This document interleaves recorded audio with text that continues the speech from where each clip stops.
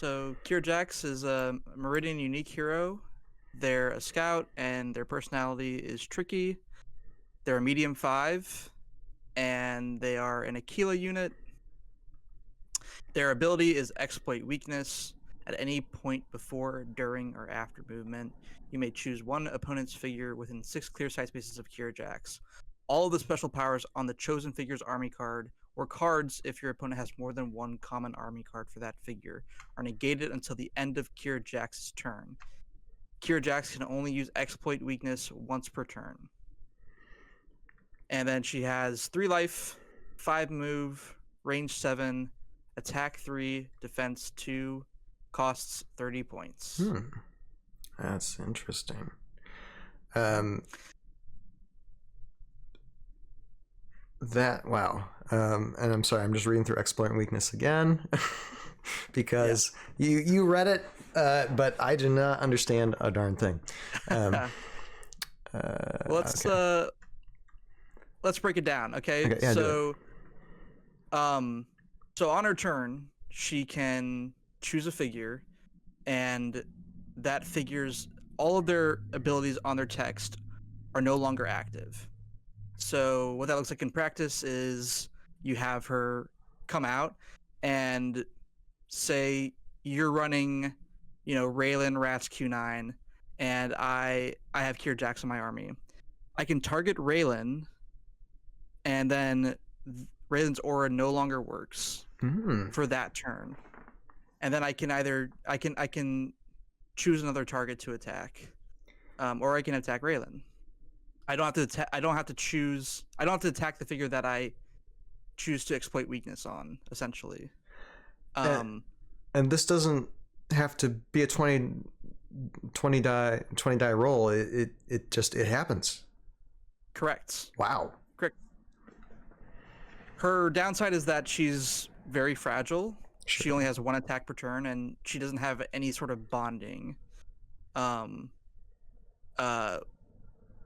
She has some limited synergy. We can look down here. So she does have synergy with the M43s, which are Meridians, and she may benefit from their guerrilla tactics. Essentially, what that means is that let's see. Once after taking a turn with the M43s, you can move any Meridian figure that didn't attack that turn up to 3 spaces. So she gets a little bit of movement boost from them. Same with the Vanak Warlord. She's a scout figure, so she can add 2 to her movement if you have the Vanak Warlord in your army. And Brave Arrow, if Brave Arrow is adjacent to her, she gets an extra attack dice against adjacent figures. And Teeth of the Makwa, after taking a turn with the Scouter Tribesman hero you control, you may move with the 6 Teeth of the Makwa you control, up to 3 spaces each. So there's limited synergy, but there's no direct bonding. She can't take an attack and a whole turn on on your another figure's turn.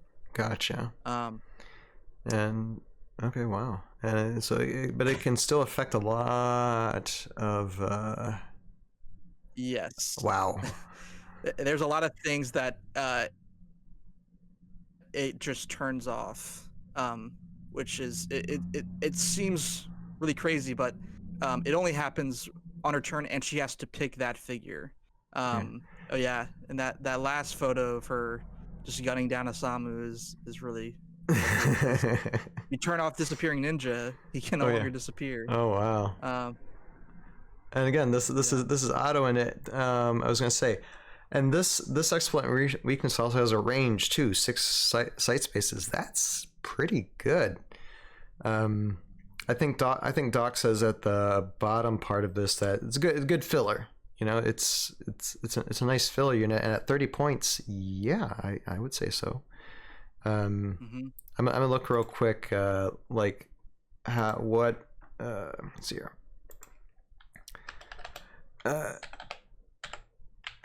What is she for? Okay, so she's 30 points for both standard and delta. Okay. So still, that's not bad for a filler unit though. Especially if you're going up against something that has like a Raylan, standard. Yeah, that's interesting. Yeah, and I mean, if you compare her to the other 30-point heroes, she fills an interesting niche. Mm-hmm. You gotta take her or Guilty. Guilty's a little bit more offense for less defense. And Kier Jax is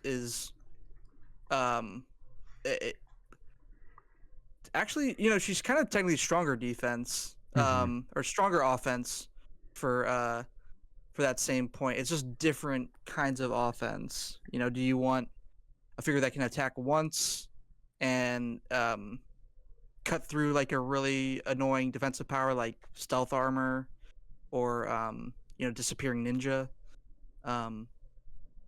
Yeah, it's an interesting choice. There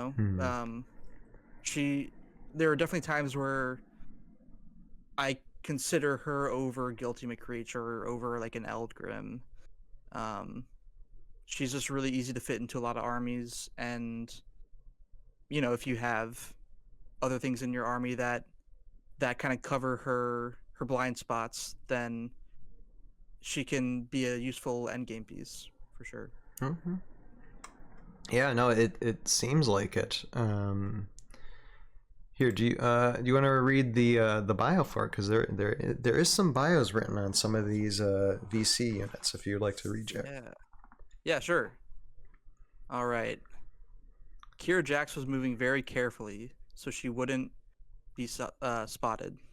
The gap between the buildings in front of her was exposed to the enemy, but she couldn't wait. She had to warn her squadron before the Solberg army, twice the size they had expected, made it this far. Slipping a small extension mirror out of her sleeve, she slowly edged it around the doorway. No one to the left and no one to the right. She let out a quick sigh, then, with all her might, bolted out into the open air. She grabbed the frame of the door on the far side, gripping tight to swing herself in. But, as she kicked off, a large metal claw caught her left leg and ripped her hand off the door frame. Lithely, she twisted to come face to face with electric red eyes and a metal glare. Major X-17's lights flashed as he began to scan her, but she wasn't going to give him a chance to tag her. She had made it 9 years so far without being tagged, and she wasn't planning on ending that streak today. Right arm pressed against X-17's breastplate, she pulled up an empty syringe out of her medical pocket with her left hand and expertly jabbed it into the centimeter-long gap between the Major's arm and claw. Major X-17's entire body froze and his eyes blinked out. Kier Jax took the split second she had before the Major's systems rerouted to pry open the claw. Kira was already on the move before her feet hit the ground. She dashed into the other building and wove her way around the smaller gaps in the rubble where only a Death Reaver could follow. Time was running out. That's interesting. I like it that they can like make a not only just a good unit, but come up with story too behind it. So it makes Heroscape. Yeah. This is Kier's interesting too because it's it was the first Meridian figure that we got, and Meridians, as you may know, were these enslaved humans in the world of the Solborgs and Zeddy, so they're talked a lot about in the classic lore, and it's cool to see what the fan made take on that world is like. It's really cool. And since this is like a custom unit, the figure that they used this for was an AT/43 figure from the UNA faction, the Captain H. Newton. Obviously, like older minis that you may or may not be able to find anymore, but that's why we got 3D printers now. So that totally levels the playing field when it comes to doing that. And that's great. So any other thoughts before we close out for Kira Jax here? There's one on eBay right now for $70. Buy it now. Ooh, better run fast. Is that a good price for it? No, get a 3D print. just either 3D print it yourself or yeah. I mean, I don't know. It'd be looking like at the no. Is that the miniature or the VC unit? That's the actual AT-43 miniature on eBay. Wow. Yeah, get a 3D print. That might be. I don't know if that's the same. Looks like a different pose, but maybe not. Okay. Well, if they're that expensive though, and this is the problem when it comes to like some of these older VC releases. These were releases like 10 plus years ago, for like miniatures that were probably in better circulation back then. But now it's like, really hard to find. AT-43 was like 2008, 2007, sometime around that time frame. It came out and it only lasted a few years. Okay. So yeah, older. So yeah, definitely try. Maybe get a 3D print of this if you really want it. I mean, it's very interesting, and you never know when you're fellow Heroscaper might have one to take out your army that just is supported by Raylan all the time. So definitely probably one to look out for. All right, so with that, that is taking a look at Kira Jax for VC Customs.